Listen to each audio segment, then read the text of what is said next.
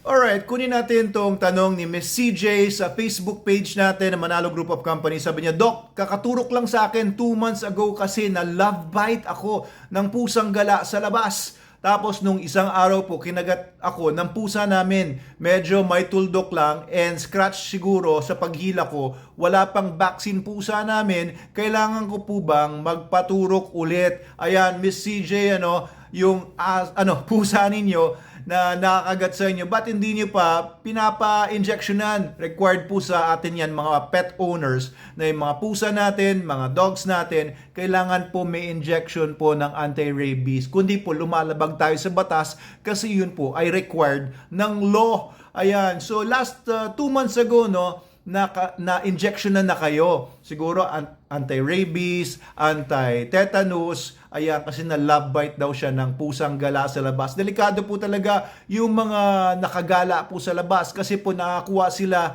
ng kung ano-anong mga mikrobyo, mga viruses sa iba pang mga pusa or mga aso sa labas, pati sa environment of course. So talagang kinailangan nyo po talaga at yun po yung SOP. Ngayon, 2 months ago pa lang yun dahil kinagat naman kayo ng pusa nyo naman sa loob ng bahay na may tuldok lang daw, na scratch lang siguro paghila niya, wala naman daw vaccine, pero yung mga pusa po sa loob ng bahay, kung hindi naman sila nakakasalamuha ng mga pusa sa labas or mga aso sa labas, maliit na maliit lang yung chance na meron po silang rabies na maitatransmit sa inyo sa pamamagitan ng laway nila doon sa pagkagat. So dahil po na tuldok, na scratch din po, pwede na po yun na maging reason kung bakit yung rabies virus na pwedeng nandun sa pusa ay makatawid at makapasok po sa inyo. Pero dahil maliit lang yung chance na yung pusa ninyo ay merong rabies, ay baka hindi nyo naman po kailangan yan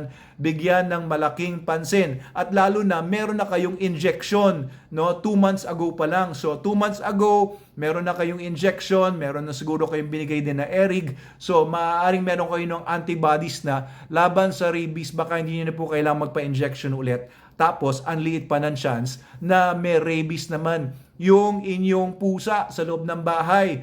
Okay, so I wouldn't worry about it, pero sana hinugasan niyo po with soap and water yung pagkakakagat sa inyo. Did you do that? And of course, pinakamagandang gamitin niyo yung Super Dog Soap natin na pantao. Yung Super Dog Soap, available din yan sa TikTok natin, Shopee, Lazada, and dealers nationwide. Yung Super Dog Soap kasi panlaban din yon sa mga rabies virus.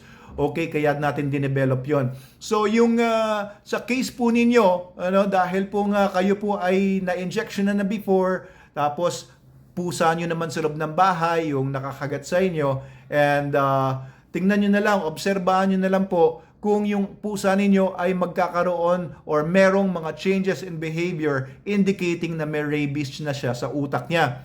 Okay, so, pero of course, pagka human case, you should consult your human doctor. And if your cat is yun yung may problema, syempre veterinarian naman po ang titingin sa pusa ninyo.